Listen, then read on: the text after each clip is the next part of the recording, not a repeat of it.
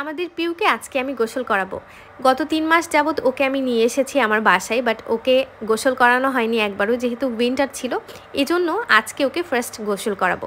এবং তোমরা যারা ক্যাট লাভার বা বিড়ালদের কীভাবে গোসল করানো উচিত, কী কী প্রসিডিউর মেনটেন করা উচিত, তোমাদের কিন্তু আজকের ভিডিওটা অনেক বেশি হেল্পফুল হতে চলেছে। সো আমি পানি গরম করে নিয়ে এসেছি বালতির মধ্যে। ও বেশ এক্সাইটেড, তবে আমি জানি না কতটুকু এক্সাইটমেন্ট ওর থাকবে, কারণ ও কখনোই জানে না যে গোসলটা কীভাবে করতে হয়। সো আমি একটু গরম পানি নিয়ে নিয়েছি, যদিও এখন গরম, তারপরেও ওর ওয়েদারটা যেহেতু ও শীত থেকে আস্তে আস্তে গরমে কনভার্ট করছে, এজন্য ওকে গরম পানি দিচ্ছি, কুসুম গরম পানি। এবং আমি যেই শ্যাম্পুটা তোমরা দেখতে পাচ্ছিলে, এই শ্যাম্পুটা আজকে ব্যবহার করব। এতে করে তোমার কোনো পোকামাকড় থাকবে না, ওর গায়ে ছোট ছোট যেই উকুনগুলো থাকে সেটা থাকবে না, মশা মাছির ডিম থাকবে না। সো এটা দিয়ে গোসল করানোটা সবথেকে বেশি সেফ, আমি তো এটাই ব্যবহার করি। এরপর আমি আমার আম্মু ওর সুন্দর করে প্রথমে পানি দিয়ে দেন একটু তোমার শ্যাম্পু দিয়ে গোসলটা করাচ্ছে। দেখতেই পাচ্ছ, ও কিন্তু একদম লক্ষ্মী বাবুর মতো চুপ করে আমাদেরকে তাকাইছিল। মানে ও বুঝতেছিল না যে ওর আসলে কি হচ্ছে, ওর আসলে কি করানো হচ্ছে, ও এটা সম্পর্কে একদমই অবগত ছিল না।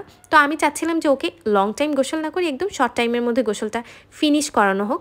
সো এই তো পানি টানি দিয়ে ফুল গোসল করানো কমপ্লিট। কখনোই কিন্তু তোমাদের বিড়ালকে মাথার দিকে পানি দেওয়া যাবে না। মাথার দিকে তুমি চাইলে একটু হাত দিয়ে পানিটা ভিজিয়ে একটু সুন্দর করে জাস্ট মুছে দিতে পারো। তার কারণ কানে যদি পানি চলে যায় বিড়ালটা কিন্তু বাঁচে না বেশি দিন।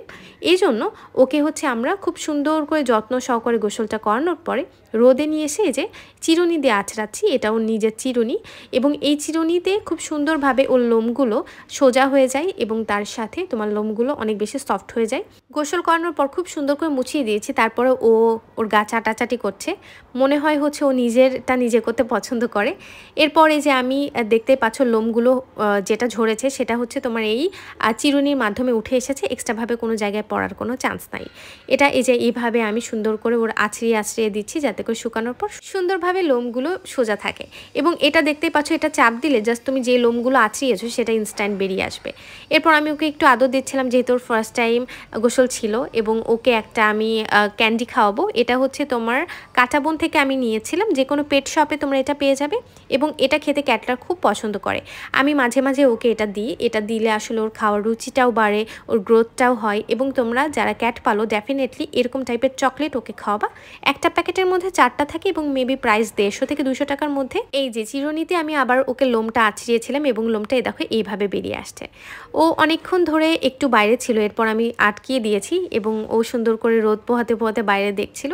এবং দেখতে কিন্তু আরও বেশি সুন্দর হয়ে গেছে গোসল করানোর পর।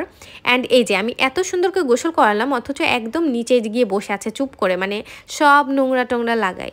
তো আমি আবার একটু কোনো রকম পরিষ্কার করে দিলাম। পরিষ্কার করে দেওয়ার পরে যে আবার সে চলে গেল। এবার আমি ক্যাটের জন্য রান্না বান্না করছিলাম।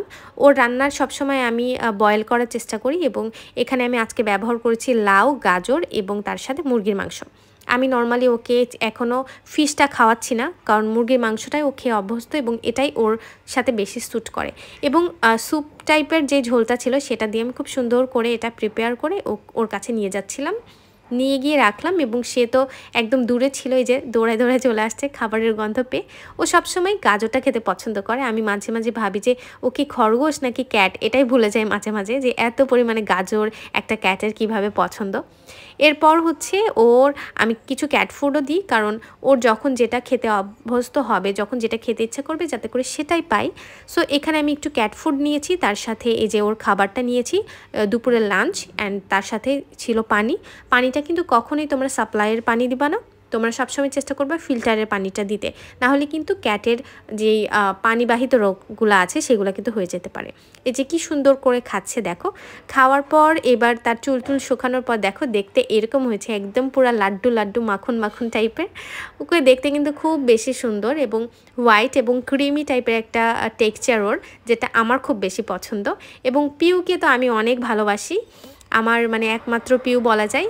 তো এই যে সে আমার সাথে পড়াশোনা করবে, পড়াশোনা করার জন্য টেবিলে বসে আছে। এরপর ওকে আমি এখন একটু আদর দিব, তার কারণ ওর যে শ্যাম্পু করে পুরা শুকিয়ে ওর এত সুন্দর হয়ে গেছে এবং মানে দেখতেই ভাল লাগতেছে। অ্যান্ড গা দিয়ে অনেক সুন্দর সুন্দর ফ্রেগরেন্স বেরোচ্ছে। ও আমাকে দেখো আদর করতে দিবে না, বাট তারপর আমি আদর করব। So that's all my blog. আশা করছি ব্লগটা ভালো লাগবে। টাটা।